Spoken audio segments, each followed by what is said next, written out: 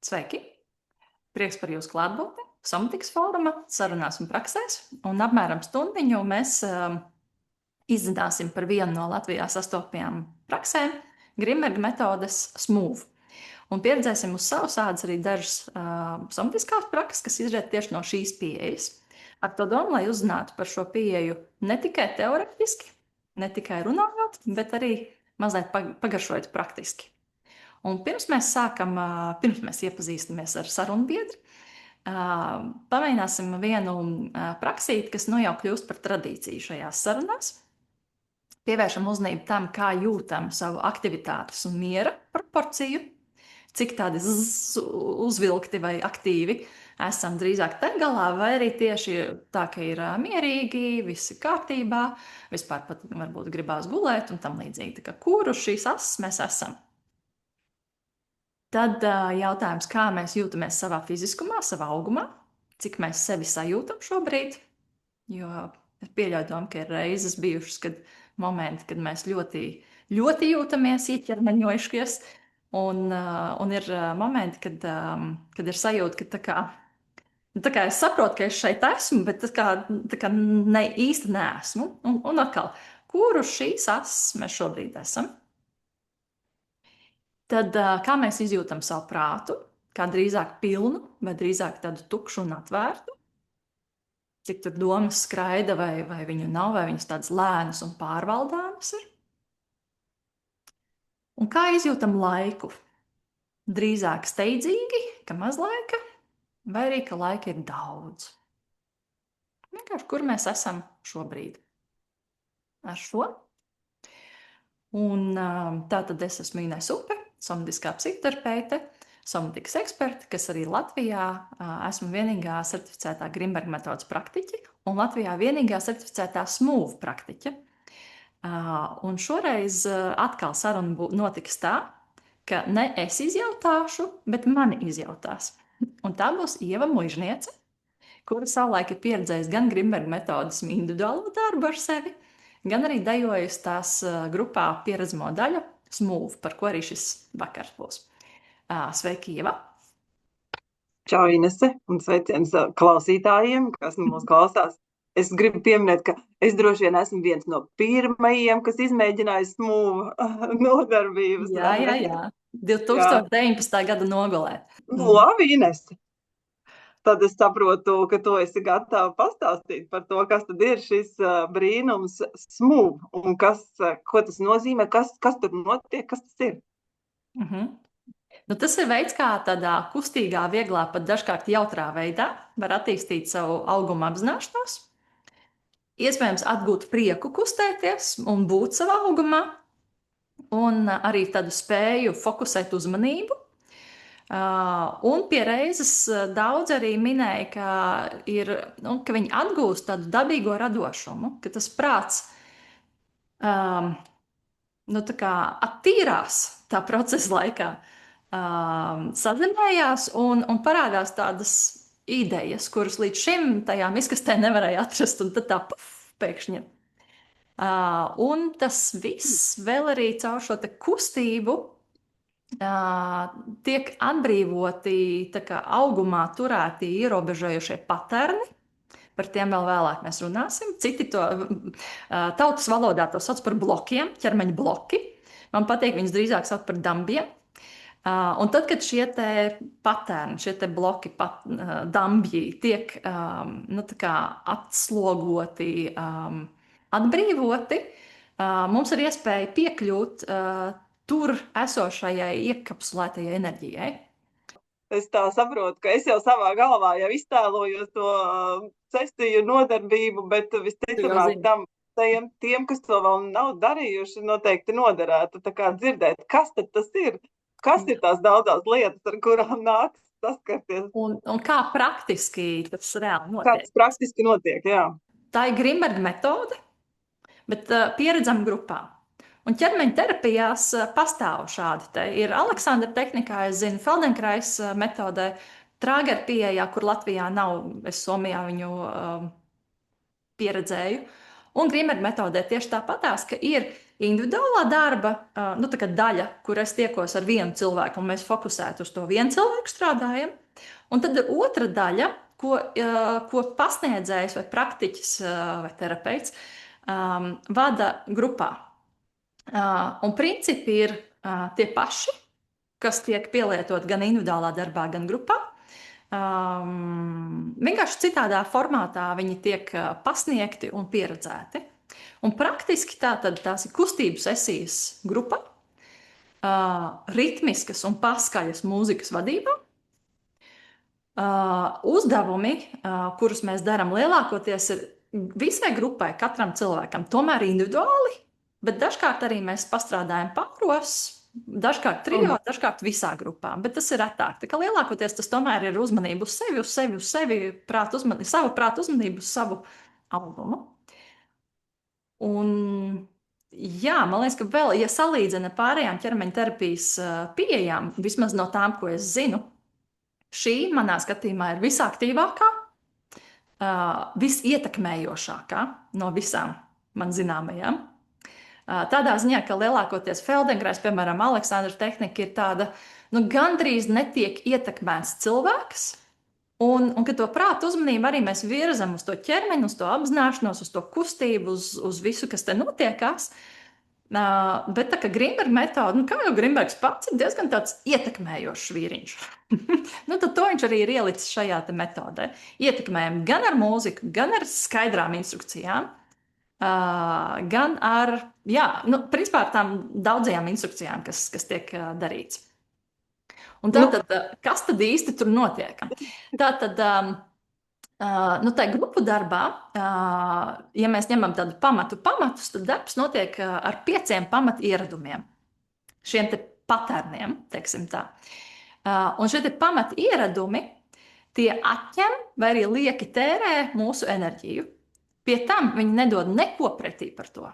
Mēs tikai tērējam enerģiju un iztērējam. Un guvums no tā nav. Bieži vien tieši otrādi. Tātad viens no tiem ir ierastu rutinētu kustību veikšana. Es pēc tam pastāstīšu bišķi kārtīgāk par katru. Otrs ir aiziešana prātā.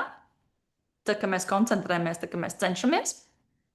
Tad ir elpas aizturēšana, elpas aizmiršana, līdz to aizturēšana vai samazināšana. Tādām cenšanās aizejot galvā, neņemot vērā ķermeni, un līdz to piepūloties, pārcenšoties pa daudz. Un šis te disbalans starp aktivitāti un pasivitāti. Es te noskrēju visus, un te mēģināsim bišķiņ kārtīgāk par katru. Tātad ierastu rutinētu kustību veikšana. Tas viens, ar ko es parasti šo skaidroju, ir piemēram, ja es tagad daru šo kustību 200 reizes pēc kārtas, es normāli uzkačāju konkrētas muskuļu grupas, un konkrētas muskuļu grupas turpina žāvāties, neko nedarīt un nedabūt sev ne stimulu, ne impulsu kustēties, un viņas aiziet gulēt. Tev kā fizioterapijas studentam ir kas sakāms par šo? Pabijušam fizioterapijas studijās droši vien tā būs precīzāk. Labi. Bet, protams, šādā veidā mēs arī nolietojam tos noteiktos muskuļus, kas ir vai locītavas, kas ir iesaistītas ilgstoši esot šādā kustībā. Jā. Labi, šī kustība ir tāda ļoti abstrakta, bet tad ir labā roka. Paņemam peli un šītu kustība. Labi, viņi droši vien... Tie ir karpālie kanāliņi, jā. Tieši tā. Šis varbūt uzrunās bišķi vairāk nekā kaut kāda abstrakta šāda te kustība. Šī te kustība, es ar peli šidā nestrādāju un vispār pie datora mazās. Tad šī kustība ietekmē vismaz līdz šejienē, bet es pieļauju domu, ka arī tālāk. Bet tā kā visvairāk ietekmē šo te gabaliņu. Un ja mēs darām vienu un to pašu kustību 100 reižu dienā, kaut kādā brīdī nolietosies šī sistēma. Tā teikt, arodslimības rodas no tā. Tieši tā. Tieši aiz tā, ka mēs darām ierastas, rutinētas kustības, nolietojot sevi konkrētos veidos. Tas, ko mēs darām smooth procesā, ir šo te kustību, kas ir, varbūt viņi pat šādi ir, jā, ar to pirkstiņu, viņi pat neiet uz sāniem, ka mēs šo te roku izkustinām visādos veidos, dodot šīm te muskuļu grupām, kuras viena ir pārlietota, cita ir par maz lietota, dodot iespēju viņām balansēties. Ka tie muskulīši, kuri ir lietoti šitik daudz, viņi jau nogurst un vienkārši atkrīt kādā brīdī. Un tie muskulīši, kuri ir žāvājušies un gaidījuši, kad viņiem iedos kādu darbiņu, viņiem ir iespēja beidzot kustēties. Un šādā veidā tiek sabalansēts šis te pārlieku nodarbinātie muskuļi ar pārlieku maz nodarbinātiem muskuļiem. Un veidojās šis te balanss. Tas, ko man ārkārtīgi patika, ko viena mana fantastiska masiera teica, viņa teica, ja mums organismā, ķermenī, visi muskuļi strādātu, mēs kustētos ar vieglumu, elastīgi un nebūtu nekādu stīvumu. Par muskuļiem vēl ir tas teiciens, ja tu to nelieto, tu to pazaudē. Jā, līdz ar to tie dusošie arī zaudē savas spējas no tā vien, ka mēs viņus nelietojam. Un atkal tie citi dabū pārstrādāties. Jā, šis tāds... Un šis tonusa balanss ir viena no tiem pamat ieradumu maiņām. Tad tāda muskuļu... Šajā gadījumā mēs strādājot ar muskuļu balansu, nonākam pie tā, ka mēs spējam mainīt kaut kādus savus ierastos kustību patērnus vai ieradumus. Jā, pilnīgi noteikti. Mēs to, kas ir tā kā ierūsējis, mēs viņu izkustinām, viņam ir iespēja kustēties plašāk. Tas ir tas, man atkal jāsaka tā, ka no tiem 5 lielajiem, ko tu sauc, man liekas, ka man visstingrāk ir, tā kā visdziļāk manī ir iesēdies, ko es pa laikam atceros, un tad atkal aizmirst tās lielās elpas. Jā. Jo ir vienkārši reizes, kad es kaut kur sēžot tā savā darbā, pat saprotu, ka ir samazinājušās, pazudušas jau, pazudušas, mēs nevaram pazaudēt pavisam savu elpu, un tad man liekas, ka tas kaut kā tik ļoti nodara, ka ir ilgāku laiku, ir kaut kur būts, kur tev atgādina par elpošanu. Jā. Tas man biežāk lietojamais vārds ir elpojam. Jā. Bet elpas aizturēšana. Jā, elpojiet plašāk. Un kāpēc plašāk?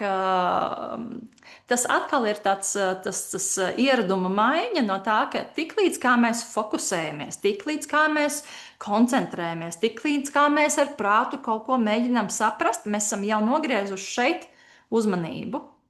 Un mēs nogriežam uzmanību no tā, vai es elpoju. Te kaut kāda automātiskā elpiņa notiekās, un viņi bieži vien ir līdz 40% no visas amplitūdas, kas varētu notikt ar elpu.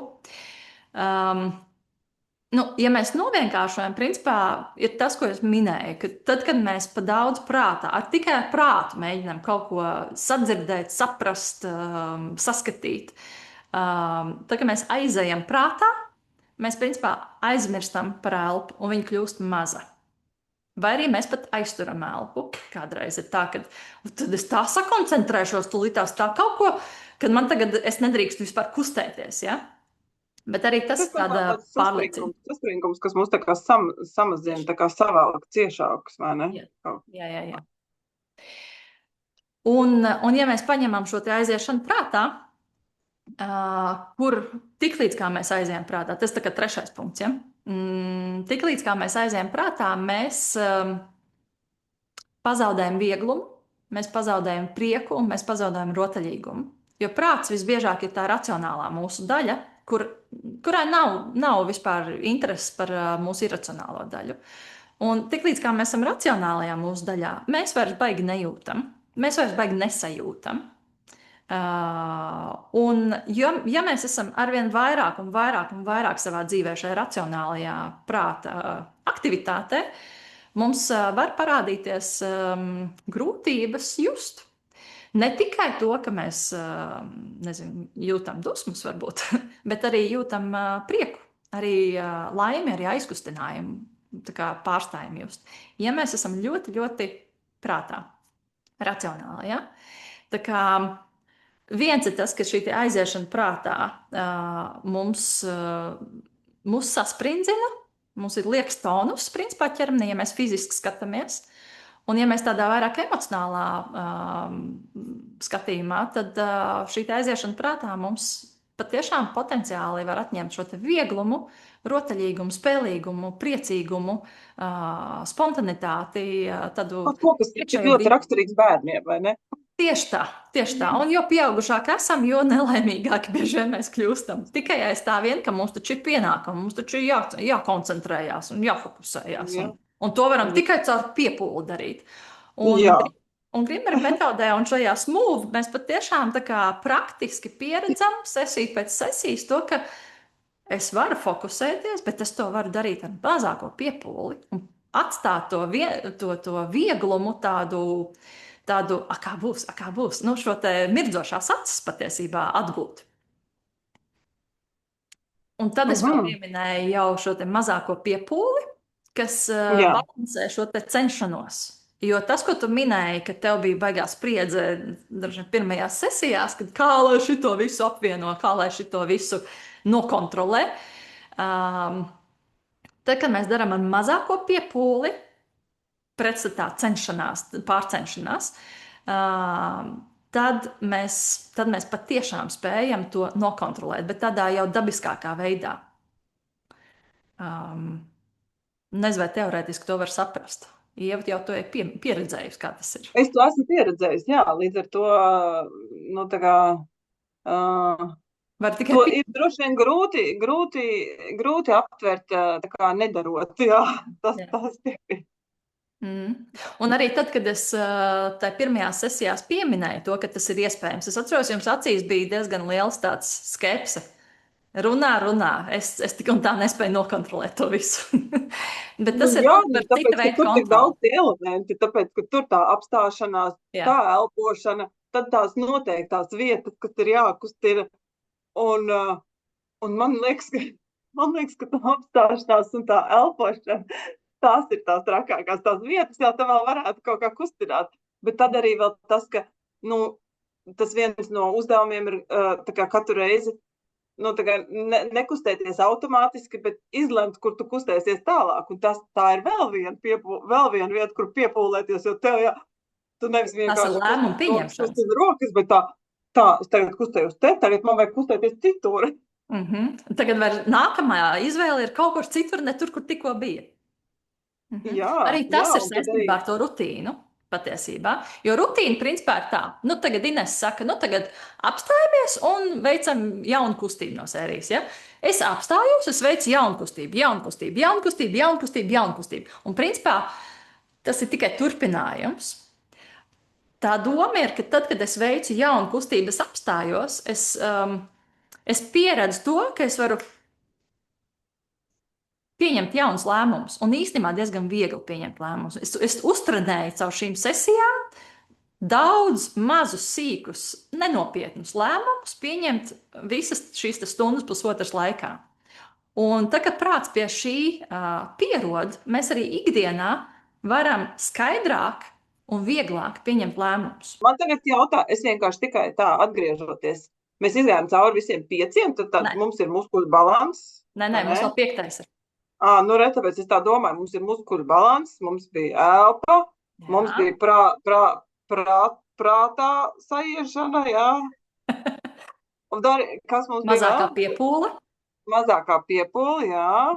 Un tad ir tas balans starp aktivitāti un pasivitāti. Aha, jā, atceros, jā, ka tāds arī ir. Tas ir tas, ko mēs mūsdienās, man pat liekas, ka paudzi un vēl vecāku paudzi pēc mums, man liekas, ka viņi bišķiņ labāk šo spēju vēl nekā mēs un nekā mūsu bērni. Šī samiksēšana starp pasivitāti un aktivitāti ir ar vienu sanākot, ka vienā gabalā.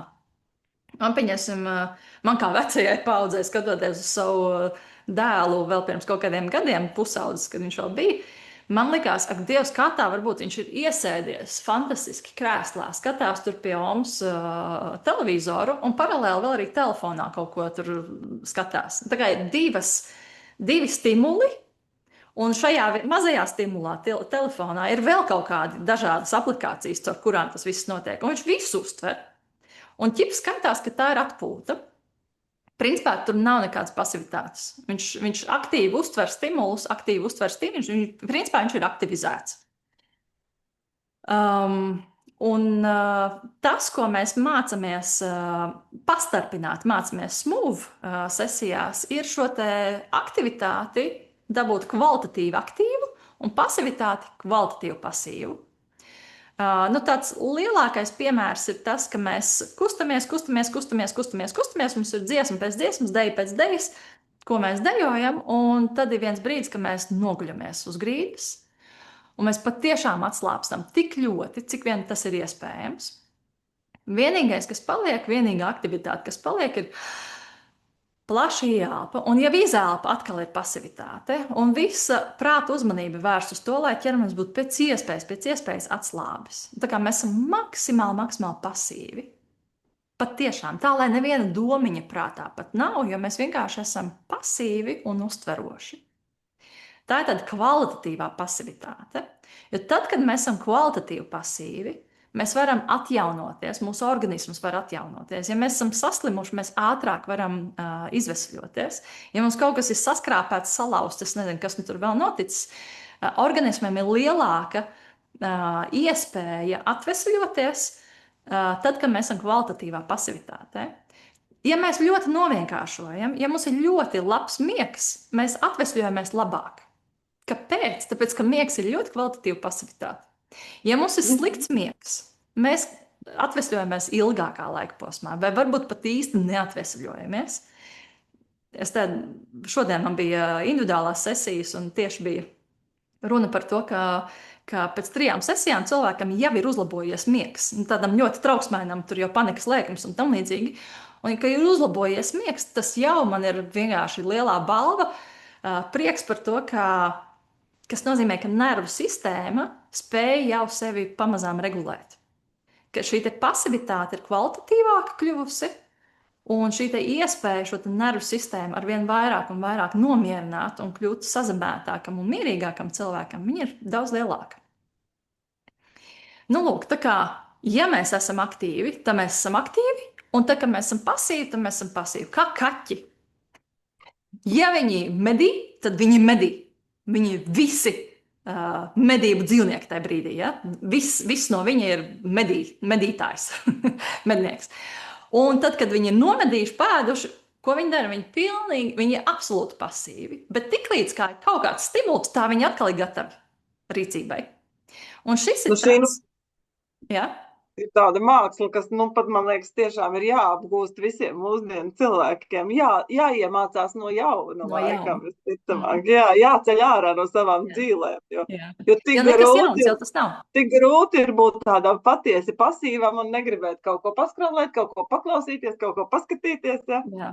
Vai arī vienkārši no serijas es guļu, bet tad atnāk doma par darbu, tad vēl ar to kolēģi tā saruna, ko mēs vakariņā taisīsim, tas un tas un tas, un beigās skaitās, ka es it kā guļu, it kā esmu pasīva, bet tā, ka man prātā viss vēl aktīvi notiekās, es neesmu pasīva, es arī nevaru atjaunoties tajā brīdī, es esmu tāda pa vidu, tāds ne šis, ne tas, tā kā... Un tad arī nav brīnums, kad mēs pieceļamies kājās un it kā mēs gulējām veselu pusstundu, piemēram, ja it kā atpūtāmies, bet nav tā sajūta, ka bijām atpūtušies. Jo nebija tīra, tāda kvalitatīva pasivitāte. Jā, piekrīt. Es paņemšu savu lādētāju, lai man dators neizslēdzas, kamēr mēs te runājam. Patiesībā par to laiku es varētu jau pieķerties pie kādas praksītes. Un domājot tieši par tādu saistībā ar smooth, it kā šī prakse ļoti iespējams kādai daļai jau būs pieredzēta, bet tad mēs bišķiņi iziesim viņai cauri, kāpēc es šo paņēmu. To, ko mēs mēģināsim savienot, to, ko Ieva jau minēja, savienosim, vēršam uzmanību uz to, ka mēs ieelpojam plaši, apzināti vienkārši izvēlamies ieelpot plašāk un brīvi izelpojam. Un tā arī turpinam. Plaši ieelpojam un brīvi izelpojam. Un šo ritmu savējo turam. Kā ieelpa nāk, tā viņa ir apzināti plašāka. Un kā izelpa nāk, tā viņa brīva, atslābināta. Un šo mēs savienosim kopā ar uzmanību uz tonusu un atslābinājumu. Tas izaicinājums būs palikt šajā elpas ritmā, ka ir plašāka izelpa nekā parasti, brīvi ieelpa nekā parasti un brīvi izelpa. Un paralēli tam notiek vēl citas darbības, kuras mūs aizved prātā šai kontrolē, un mēs varam aizmirst par elpošanu. Bet mēs mēģināsim abus vienlaikus. Elpa plus tā darbība. Tātad plašas ieelpas, brīvas izelpas, un mēs sasprindzam plecus. Un tāpat laikā turpinam elpot plaši tur, kur ir iespējams ar tādiem sasprindzinātiem pleciem. Un izelpā laižam vaļā plecus. Un pievēršam uzmanību, kādas ir sajūtas tajās vietās. Pēc tam, kad tur ir bijis tonus un tad ir atslābis. Es te pielikšu redzamās vietās, bet tās rokas var karāties gar sāniem. Sasprindzam elkoņus. Un turpinam elpot plaši. Izelpot brīvi. Tā kā elpai savs ritms neapstājās. Viņš vienkārši turpinās. Un atlaižam elkoņus. Elkoņu sasprindzinājumu un vēršam savu uzmanību, kādas tur sajūtas elkoņos šobrīd ir. Iespējams, tur ir kāds siltumiņš vairāk, kāda virmošana, kādas tirpiņas varbūt. Un ja tas viss, ko jūs uzskaitat, nav ok, bet kas tur ir? Vienkārši vēršam uzmanību uz to, kas tur ir.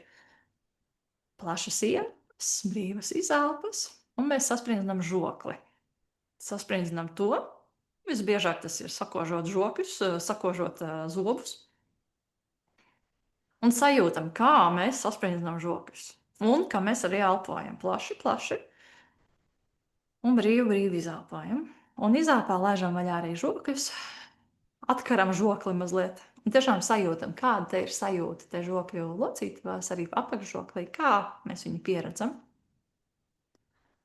Iespējams, jūtam arī kaut ko kā mēli pieredzam vairāk mutē. Un varbūt arī jūtam pašu galvu. Tā kā tur ir kaut kādas īpašākas sajūtas. Varbūt. Elpojam. Ieelpas plašas, izelpas brīvas, un mēs sažmiedzam acis. Ne tā, ka uz 100%, labāk uz 50%, ne vairāk. Un savienojam to ar plašu ieelpu, ar brīvu izelpu.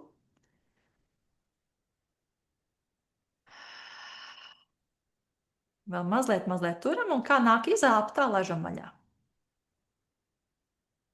Un tā kā atlaižam, turpinam ar lielu, plašu ieelpu, ar brīvu izelpu, un arī pievēršam uzmanību, kādas sajūtas ir acīs ap acīm.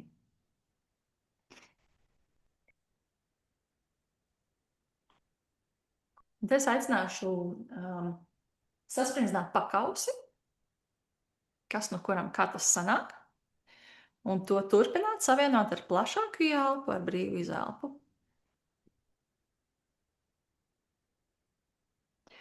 Lai mēs sasprindzinātu pakausi, mums bieži vien saspringst kakls, pleci, lāpstiņas, plecu josla, kakla aizmugure. Šī vieta, žoklis, zods. Mēs kļūstam baigi nopietnie. Un iespējams, mēs esam pazaudējuši uzmanību uz elpu. Ja tā ir, tad atgriežamies pie plašas ieelpas un izelpā laižam šo te vaļā, šo saspringumu pakausī. Un tad, kad mēs laižam šo saspringumu pakausī, mums sanāk arī atlaist visu šo te pārējo ķēdīti, kas arī bija iespringusi. Liela ielpa, brīva izelpa. Un vēl pēdējais. Mēs varētu šādu visu ķermeni skenēt, bet tā kā pamēģināsim tādas vienkāršākās vietiņas. Dūras. Sasprindzam dūras. Viņam nav jābūt šeit augšā tā kā es tādu turu, es vienkārši turu, lai jūs redzat. Ielpojam lielas ielpas, sajūtam, kas tur ir pa sajūtām, kad mums tās dūras tā cieši saspringtas. Un tad izelpā atkal laižam viņas vaļā un vēršam savu uzmanību gan uz elpu, gan arī uz sajūtām plaukstās. Iespējams, ne tikai plaukstās, bet arī tālāk par roku mēs jūtam tādas pišķi intensīvākas sajūtas. Atļaujam visām sajūtām būt. Turpinam ar lielām ielpām, ar brīvām izelpām. Un šis bija maziņš testiņš, maziņš tāds nogaršošanas variantiņš par to, kā bija sadalīt uzmanību tikai uz 2 lietām, principā. Uz to, lai elpa nepārtrauktos, būtu plaša un brīva izelpa. To, ka paralēli mēs darām kaut ko vēl citu. Varam paši apcerēt mazliet, kā mums ar to gāja. Kad prāta uzmanību mēs sadalījām uz vairākām darbībām augumā. Tas, ko mēs vēl darījām, mēs balansējām šo te aktivitāti un pasivitāti. Pat nebalansējām, bet tīrījām. Mēs bijām riktīgi aktīvi un tad riktīgi pasīvi. Es vienkārši, man jau uzreiz gribās nokomentēt, tā sasprindzināšana ir pamatīgs darbs, jo tāpēc, ka, ja tev saka sasprindzina pakaus, tu saproti, cik nenormāli daudz viskaut kas cits tiek sasprindzināts, lai vispār nonāktu līdz tam. Man liekas, ka tas arī tas stāsts par tiem mūsu iekrātajiem saspringumiem, ka it kā liekas, ka varbūt ka tā ir viena vieta, kas ir saspringus, bet patiesībā tā ir vesela ķēdīte. Tā ir vesela ķēdīte. Es viņu arī tikko nosaucu par ķēdīti. Es viņu bieži vien sesijās individuālajās, es viņu saucu arī par komandu. Piemēram, ja mēs sažmiedzam acis, mums līdzi sanāk sažmiegt arī vaigus, arī pakausi, iespējams arī žokli, iespējams kāds arī... Varbūt pat uzraujās. Jā, tieši tā. Un nav runa par to, ka ir tikai viens kaut kāds, orgāns vai viena konkrēta vieta ķermenī, kurai ir problēma. Nē. Ir vesela komanda, kas cieš no tā, ka pat nevis no tā, ka šeit sāp, jo tā sāp ir tikai tas jūtamais rezultāts. Veselai komandai mūsu organismā ir grūti, un tad vienkārši ir kāda vieta, caur kuru mēs sajūtam, ka tur ir tā problēma. Vai arī no otras puses, patiešām tieši tas, ko mēs darījām, tieši ar pakausu visvairāk, arī tā uzmanība bija, kad mēs gribam sasprindzināt vietu, bet, lai to izdarītu, mums vesela komanda strādā. Un tad, kad mēs apzināmies, ka sasprindzinot pakausi, man saspringst arī kakls, arī pazode, arī atslēga kauliem apkārt esošie muskuļi, arī pleci iespringst, arī lāpstiņas iespringst, arī vēders iespringst, un patiesībā arī cirkšņi iespringst. Tad es varu apzināti laist ne tikai pakausi, atslābināt, bet visu šo te komandu. Un tad tas atslābinājums ir patiešām daudz kvalitatīvāks. Tas, principā, ir tāds sveiciens no Grimberga metodas, ko mēs arī individuāli darām. Jā, man šķiet, ka man arī tieši tas asociējās ar individuālajām Grimberga sesijām, kur es pēkšņi atklāju, ka kaut kādos brīžos, es nezinu, vai tās bailes vai kaut kas tāds, kur ir tas augstums vēderā, ka tur īstenībā pieslēdzās gan dibens, gan kājas, un vienkārši izrādās, ka tas viss, tā kā ir daudz vietas, kas ir ieslēgušās kaut kādā noteiktā, emocionālā brīdī, un tad ir forši to saprast, lai tiešām varētu to kaut kā arī atlaist. Un te mēs pieminējam vairāk fiziskas lietas, kad no sērijas, pleci saistīts tur ar krūšu kaulu, piemēram, vai ribu, vai tā tālāk, ja. Bet, ja mēs tādu somatiskām brillēm paņemam, tad, un arī Grimberga metodē, jau mēs bišķi uz individuālo darbu pārējām, bet nāksim atpakaļ uz smūvu. Ko es gribēju teikt? Ka nav jau tikai fiziskā līmenī tā komanda, kas ieietē tonusā. Mēs arī ieejam emocionāli kaut kādā emocionālā gaisotnē, tā ka mēs esam tur tajā pozīcijā, tajā paternā, un mums panesās kaut kādas konkrētas domas, kaut kādas konkrētas pārliecības par dzīvi vai par situāciju tajā brīdī. Un bieži vien tās pārliecības pat īsti neatbilst realitātei, bet viņas bāzējās vecajās bailēs, vecajās nepatīkamajās pieredzēs. Un atlaižot šo te, apzinoties visu komandu, ne tikai fizisko plānu, arī emocionālo, arī mentālo, laižam šo te visu komandu vaļā, atslāpstam un elpojam. Un tad mums ir iespēja pieredzēt, principā, to brīvo uztveri gan par situāciju, gan par sevi. Un tad uz sazemētu, brīvu, bez šiem te vecajiem aizspriedumiem, vecajām bailēm, un tad paskatīties uz to situāciju šādi. Es jau šo saucu, principā tas ir ceļš uz autentiskumu, caur tādu dabīgo pieredzi. Mēs kaut kur aizbīdījāmies uz Grimberga metodas individuālo sesiju.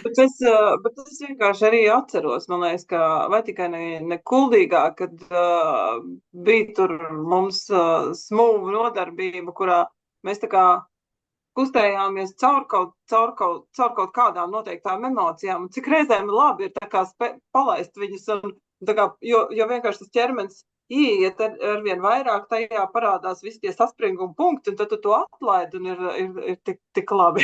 Jā.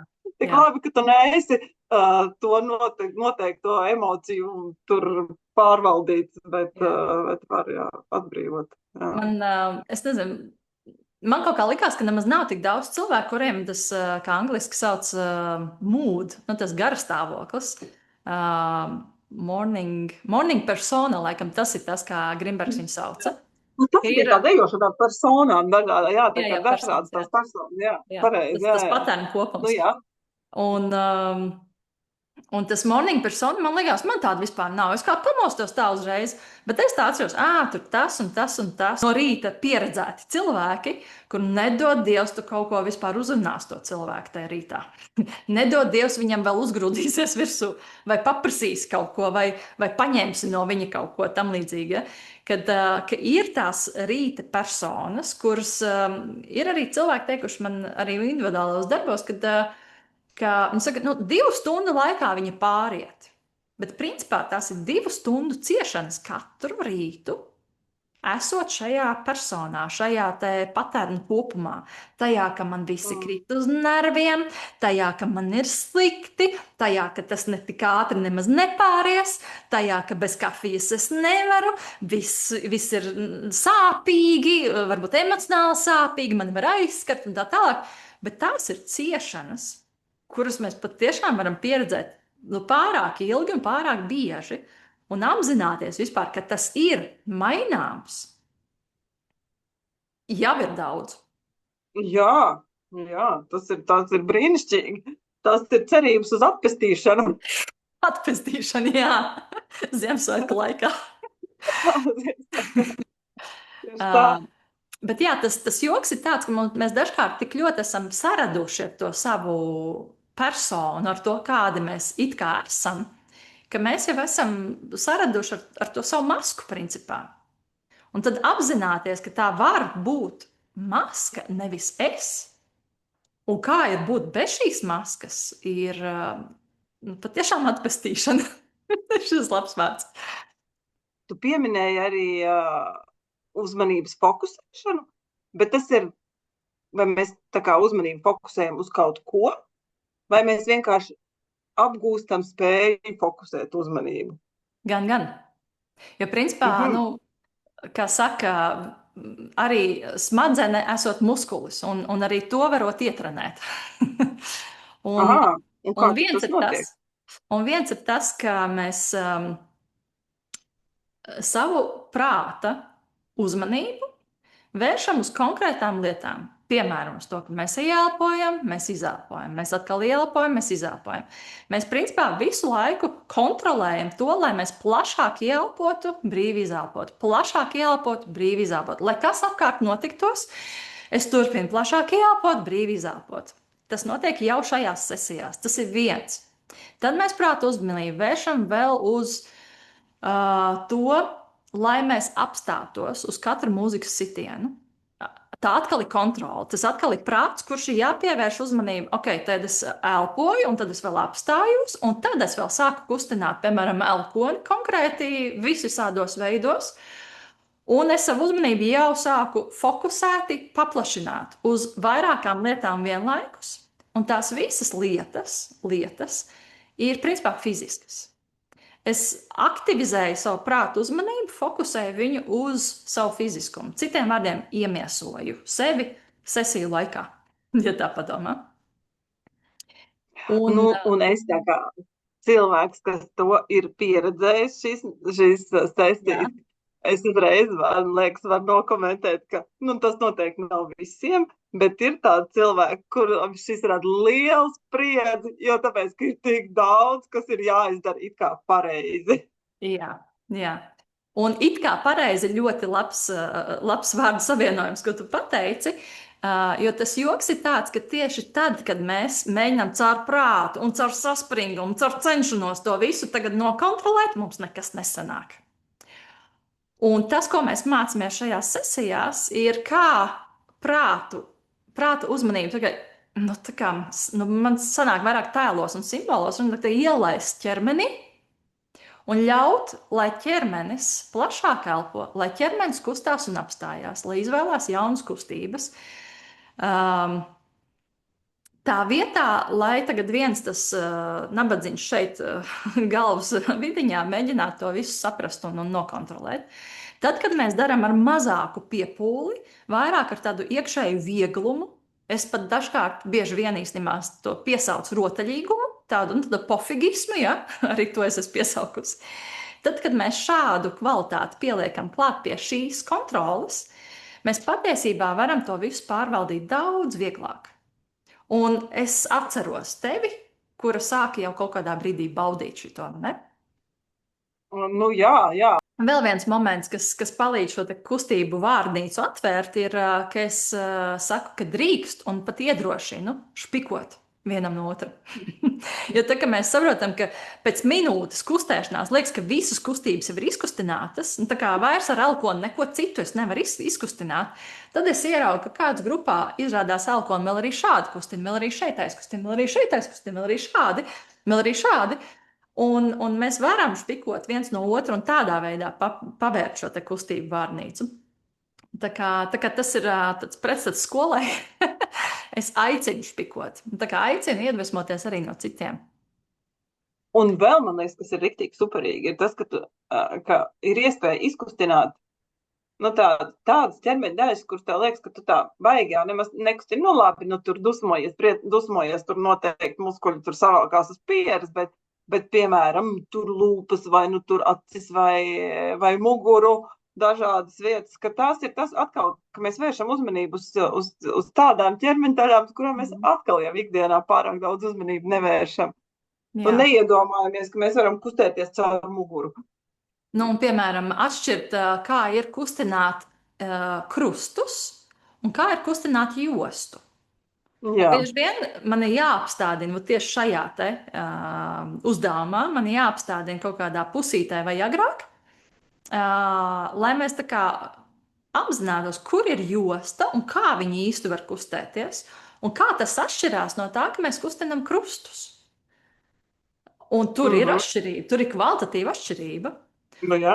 Un šis principā, mēs tagad tur kaut kāda josta, kaut kādi krusti, tur kaut ko tur tā runājam, bet principā tā ir auguma apzinātība, ir bāze, vispār būt kontaktā ar sevi. Un tas ir tik daudz cilvēku mērķis palikt kontaktā ar sevi. Un, ko tas praktiski nozīmē? Tas nozīmē, kamēr ir ārējie stimuli, kas mūs uzrunā un piesaista uzmanību, spēt palikt ar daļu uzmanības arī iekšiņā. Un, lai mēs zinātu, kur tā iekšiņa, kā viņi ir, mēs viņu katrā šajā smūvu nodarbībā principā apzināmies, ka plaukstu locītavu šādi kustās, un ir kaut kādi savi ierobežojumi. Un tā, ka viņi tā kustās, mans prāts principā veido jaunus neironu ceļus, ka te ir locītava, kur viņa šitādos veidos kustās. Viņai ir savi tālāk viņa, piemēram, uz riņķi neiet. Ja? Šitas ir viss galapunkts plaukstai, un te ir galapunkts plaukstai. Principā mēs smooth nodarbība pamatīgi trenē smadzenes. Trenē šos jaunu neironu ceļu veidošanu, kas nozīmē, ka prāts apzinās, te ir plauksts locītā. Prāts apzinās, ka te ir elkons. Prāts apzinās, ka starp plauksts locītā te ir vesels apakšdelms. Arī tas var kustēties, grozīties. Un tagad mēs vēl tiešām pievēršam uzmanību tam, ka te fiziski sajūtu to, kā iestiepjās, kā saspringst, kā atslāpst. Šī vieta mana smadzenes piefiksē, man šeit ir roka. Liekas absurdi. Protams, ka tur ir rokas, skaidrs, bet ir tik daudzas šīs te atziņas no cilvēkiem ir dzirdēts, ka viņi teica, es jau zināju, kad man ir ķermenis, bet es nebiju tā jutusi, ka man ir ķermenis. Un šī te prāta apzināšanās, kur kas kā kustās, kur ko kā es jūtu, principā ir pati bāze tam, lai mēs vispār būtu šeit un tagad, būtu tajā kontaktā ar sevi. Tā kā Jā, manā skatījumā visnotaļ. tas ir tāds pat virsmērķis. Tev ir atkal piedāvājums kaut ko Kaut ko, izmēģināt, ja? kaut ko izmēģināt, jā. Un Jā. te man vajadzēs tavu palīdzību jau.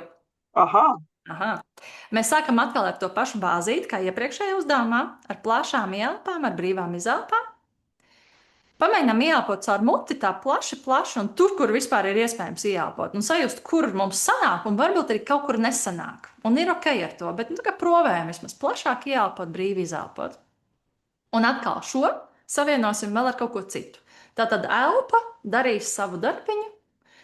Uzmanības daļiņa visu laiku būs uz ieelpu plašu, uz izelpu brīvu, un paralēli darīsim kaut ko tādu, ka mēs ļaujam galvai brīvi kustēties, un tā kā grozīties, skatīties apkārt, veidot apļus, veidot astotniekus, un tā līdzīgi. Un tad Ieva teiks stop. Tiklīdz kā Ieva saka stop, tā mēs šo te galvas kustību apstādinām, un ja viņi gāja, pieņemsim, šī te kustība gāja vienā virzienā, mēs tajā virzienā tālāk vairs neejam, mēs ejam citā virzienā, un tad Ieva atkal kādā brīdī saka stop. stop. Un, ja mana galva ietu tālāk uz turieni, tā būtu tā trajektorija, tad es izvēlos jebkādu citu trajektoriju. Un stop. Stop. Stop. Stop. Un mēs šo savienojam ar elpu. Jau aizmirsās, vai ne? Jā, jā. Stop. Stop. Ļoti labi. Kas spēj, pamēģinam rotaļīgi, viegli, ar mazāko piepūli savienot. Ielpas plašas, izelpas brīvas, kustās galva un kustās arī plaukstas. Es viņus te turēšu, lai jums ir redzams, bet viņas var būt jebkur, arī gar sāniem augšām tam līdzīgi. Tātad ielpas, izelpas, galva kustās un plaukstas kustās.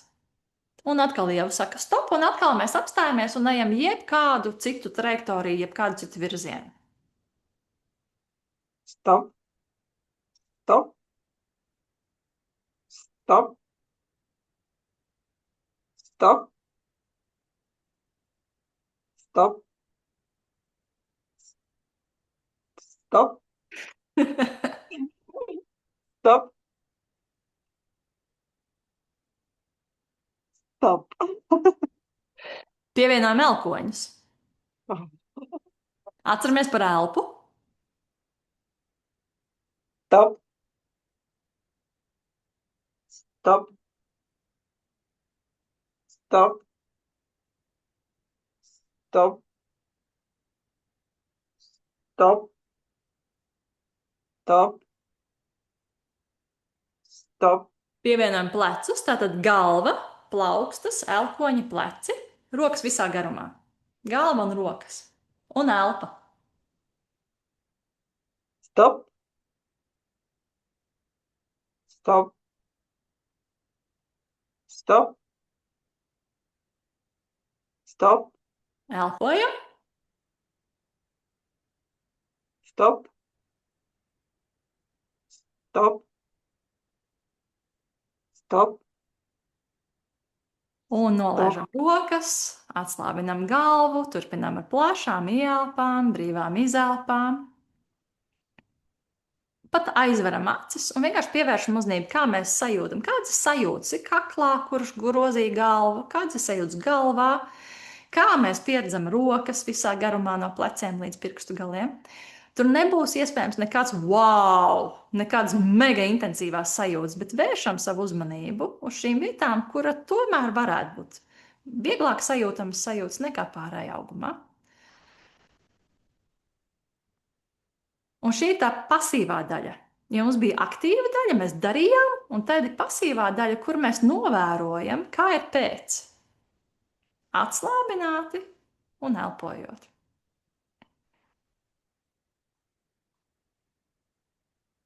Un ko mēs darījām šajā uzdevumā? Mēs vērsām prātu uzmanību uz fiziskumu, uz ķermeni.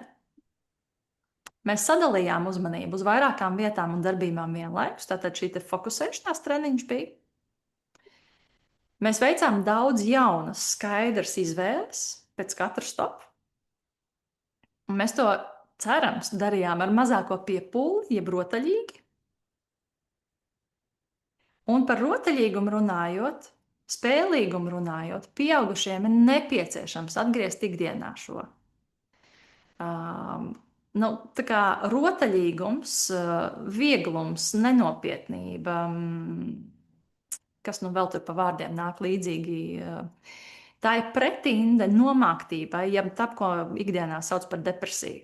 Es nerunāju par klīnisko depresiju, bet no tā nomāktība, kur ir viss ir smagi, viss ir pienākums, viss ir nopietni. Un tā pretinde, tas, kas var balansēt šo, ir rotaļīgums. Un šo te rotaļīgumu viens no ceļiem, kā līdz viņam nokļūt, ir dzīve ķermenī.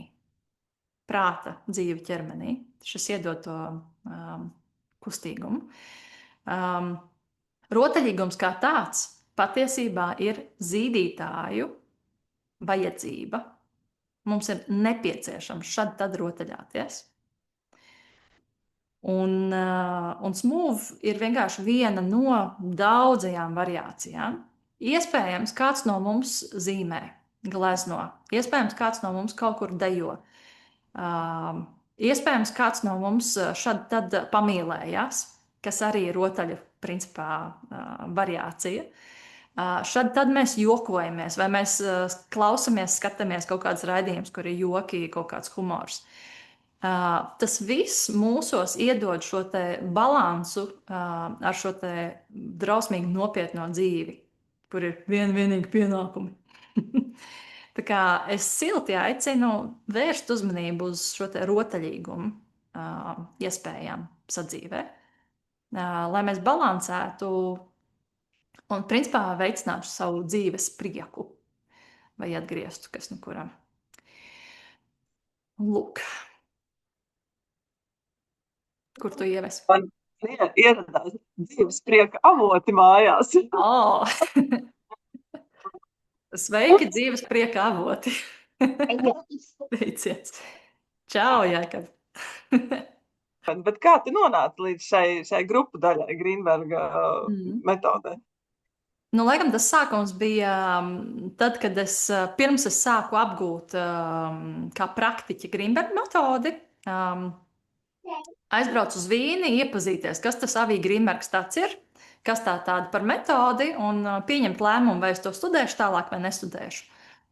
Un tā kā hands-on seminārs, tā viņš saucās toreiz. Un 2 dienu laikā Avija Grīnbergs daudz stāstīja par pašu metodi, un tad mēs visu kaut ko pieredzējām, kā elpa notiek ķermenī, un kā ir darbs uz kušetes un tam līdzīgi. Un tad vienā brīdī bija... Mēs visi iegājām zālē, tur sāka skanēt mūzika, mums deva visādas instrukcijas, un man kā dejotājai vienkārši kā man patika.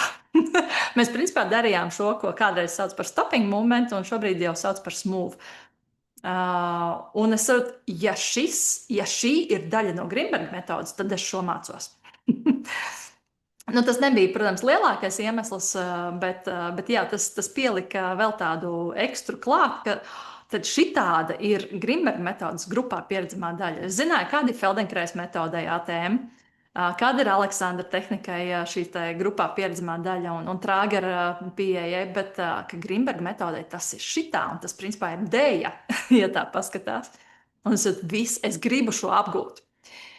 Tad es sāku apgūt šos 3 mācību gadus. Braucu, mācījos, domāju, nu tad mums tad arī deva to smooth, ar to mēs iesildījāmies dienai un tam līdzīgi. Es domāju, kad mums mācīs šo? Izrādās, ka šo ir iespējams apgūt tikai pēc 3 gadu bāzes mācībām, vēl atsevišķu kursu izējot. Un to tad es izgāju 2019. gada nogalē. Jo izskatās jau baigi vienkārši. Paņemu principus, dodu cilvēkiem izdejoties, bet šīs ir tādas terapeitiskas sesijas. Principā tā ir sesija ar mērķi, ar konkrētu uzdevumu secību, jo mēs kustinām vienu ķermeņa daļu, tad citu, tad citu, tad citu, ar to domu, ka mēs iekustinām konkrētā veidā šos dalībniekus, šos dejotājus, teiksim. Un tas konkrētā veidā atbrīvo to enerģijas plūsmu. Jo es pieļauju, Domini, nekas šausmīgs nenotiks, ja mēs vienkārši randomā iedosim kaut kādas 5 dažādas dejas, 5 dažādas instrukcijas. Bet tas var būt arī kā tāda skaidra, tīra terapeitiska sesija, vienkārši grupā vadīta. Tā kā šis ir tas, ko patiešām sauc par smooth. Tad, kad mēs iespējams, ir jau cilvēki, kas tāpadās paņem un tur lieto savos semināriņos un tā tālāk. Ja mēs saprotam, šitas izstāsta pēc smooth, tad tas ir paņemti principi, bet iespējams to vēl īsti nevar nosaukt par smooth. Jo tā patiešām ir terapeitiska, mērķtiecīga sesija. Lūk. Un to patiesībā varētu darīt tikai, tā kā pasniegt tāds speciālists kā tu, kas ir apguvis Grīnberga metodu 3 gadu garumā, ir sapratis tos galvenos pamatprincipus un pēc tam šo tā kā vienkārši kā vēl jaunu citu instrumentu izmantoja. Jā, es varu ar vienu cilvēku 1-1 strādāt, un es varu grupai šo pašu darbu dot. Bet 1-1 sesijās droši vien neizmanto smooth, vai arī izmanto? Šādi tad online es pat izmantoju viņu. Online sesijās. Es tāpadās viņas ir reti, un man nav tā, ka man šausmīgi patiktu online strādāt, bet tas ir efektīvi tik un tā. Un dažkārt, kad es jūtu, ka tas ir visforšākais, mēs arī to izdarām sesijas laikā, individuāli, ja? Bet reti, jā. Un tātad tas ir tas kopā būšanas prieks un pašpikošana. Un tā pašā laikā arī reāli iegūstot tiešām arī kaut ko, arī to terapeitisko efektu. Jā, tieši tā. Un vēl teiksim, šobrīd es Alsungā esmu pieaicināta vadīt senioriem. Arī smooth nodarbības, un tas, kādas viņas no rīta atnāk, un es arī no rīta atnāku, un kādas mēs atvadamies, ir burvīgi. Arī tie komentāri par to, ka es vēl nekad savu kaimiņienu vai vēl kādu, citu skolotāju, kas ir bijuši skolotājs, es nekad tik muļķīgā situācijā neesmu pieredzējis, ja, ka mēs tur kaut ko šķobamies ar sajām, piemēram, ja, jo Ines tā ir teikusi, tad mēs visu to daram. Bet tas viss tik ļoti atraisa un tā kā apvieno tos cilvēkus, ka ir tiešām tāda superīga kopā būšanas pieredze arī. Tas es varētu, redz kā, tu tagad pastāstīji to, par ko es sākumā tur runāju par to, tu kautrējies vai baidies dejot vai nejūties labi savā ķermenī vai tev kaut kas sāk, tad lūk, šeit, senioru nodarbības. Jā. Kur visticamāk ir gan fiziski kaut kādi ierobežojumi, tādi lielāki vai mazāki, gan varbūt nedrošība dejojot, un tas vienkārši izrādās, vienkārši notiek, un seniori Alsungā to izbauda. Jā, man paņemsim viens jauks stāsts, kur, man liekas, ka tās bija 3 nodarbības notikušas, un viena no dalībniecēm pēc tam saka, klausies, man principā ir artrīts. Un viņš tur tiek ārstēts un tā, bet viņš īdz, viņš visu laiku liek pa sev manīt. Un viņa saka, tajos rītos, kad mums notiek smooth, pēc tam man artrīta nav. Tā sāpe, tā īdēšana, tās visas sajūtas, viņas tik ļoti izkustināts ķermenis un tik ļoti šī te plūsma notiekās, šī te vielmaiņa notiekās, viss. Ķermenis, principā, ir uz to brīdi, principā viņš ir laimīgs, ja tā padomā. Un spēja dabūt arī šo efektu, ka ir tā labsajūta, kā ir bez artrīta pieredzes, bez artrīta sajūtām. Un tas tik ļoti aizkustina, un tad ir vērts darīt tālāk. Absolūti, jā.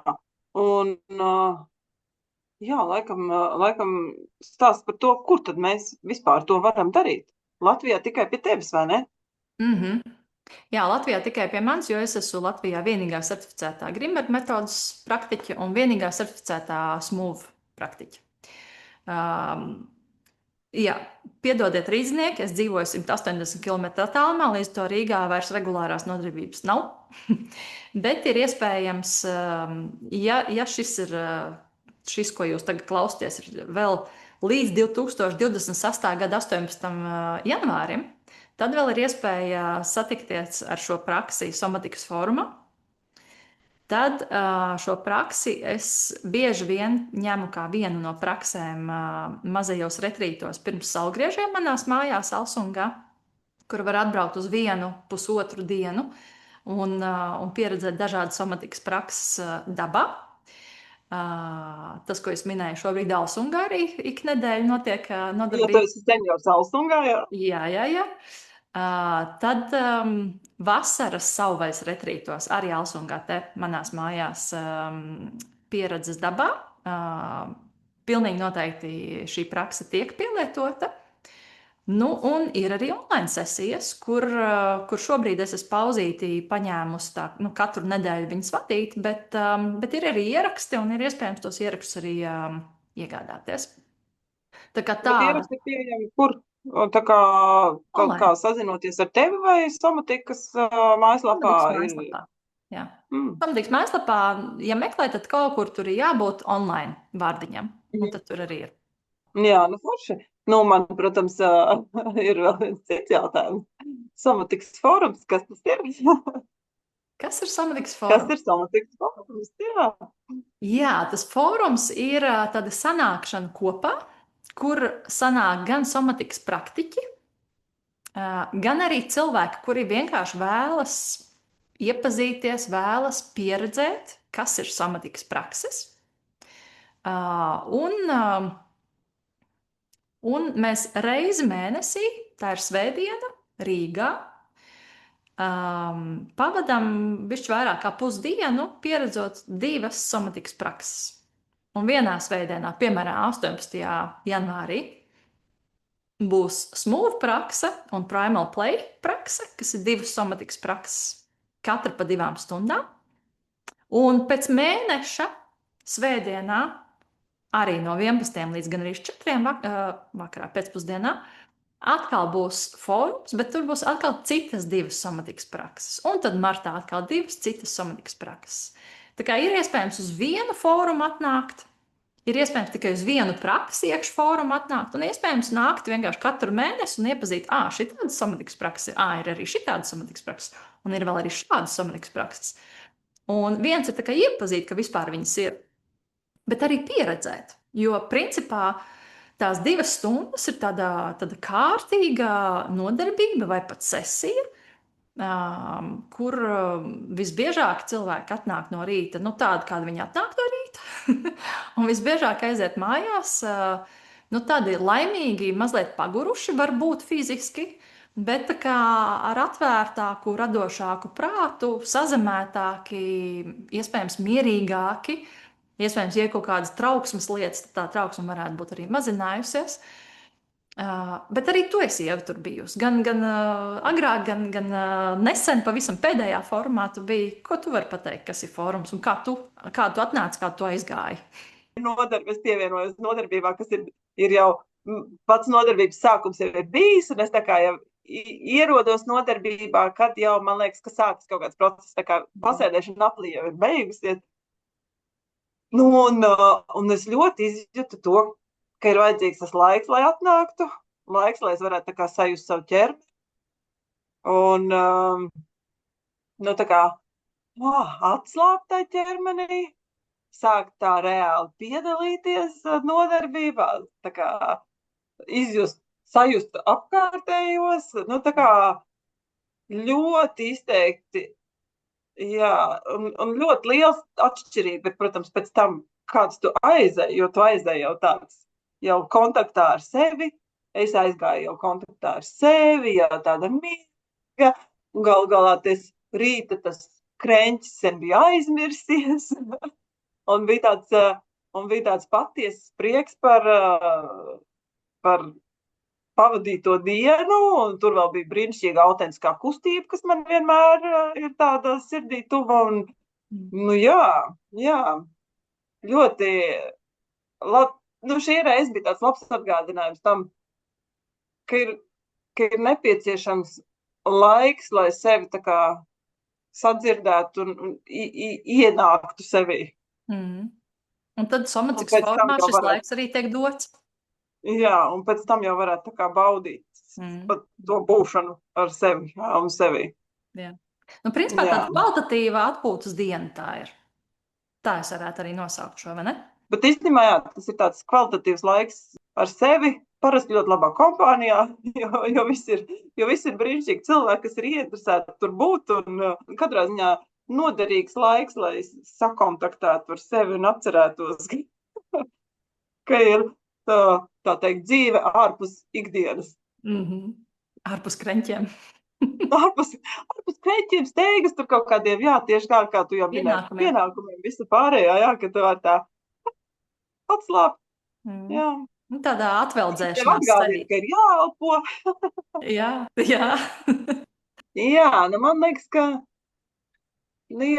ka tas tā arī ir par tādu atgriešanos pie sevis un savā ķermenī.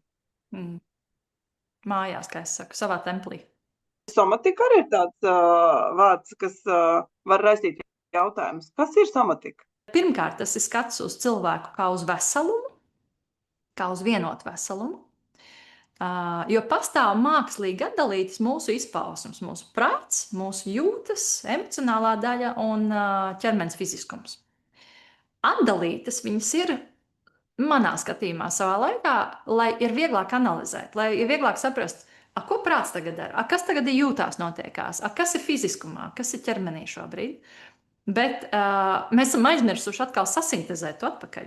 Jo principā somatikas skatpunkts ir skatīties uz cilvēku uz vienotu veselumu, kur nav atsevišķas daļiņas.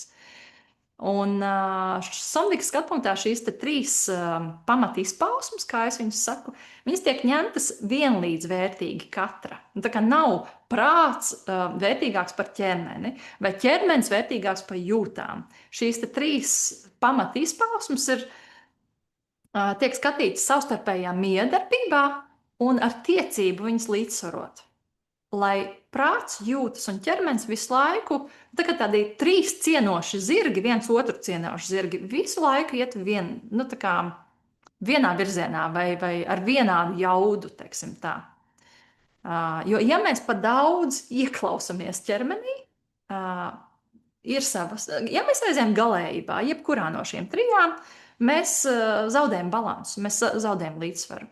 Un manā skatījumā somatika ir viens no tiem jaukajiem ceļiem, kā atgūt līdzsvaru iekšējo. Tā ir atbilde šajā reizē man tāda. Man liekas, ka ir laiks pēdējai praksē. Jā. Pēdējai praksē? Pavisam pēdējai. Un tad mēs fiks atpadamies. Tā ir tā prakse, ar kuru mēs sākām. Pēc šīs sarunas pievēršam uzmanību, kā mēs jūtam savu aktivitātes miera balansu sevī šobrīd. Kas varbūt ir mainījies šīs sarunas laikā?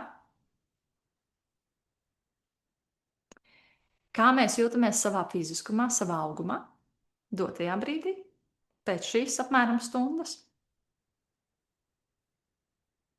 Kā mēs izjūtam savu prātu? Drīzāk kā pilnu, ar aktīvām domām, vai kā atvērtu, varbūt pat tukšu. Un kā mēs izjūtam laiku? Drīzāk steidzīgi, vai ka laika ir daudz? Tiekamies savā veselumā. Paldies, Ieva! Atā!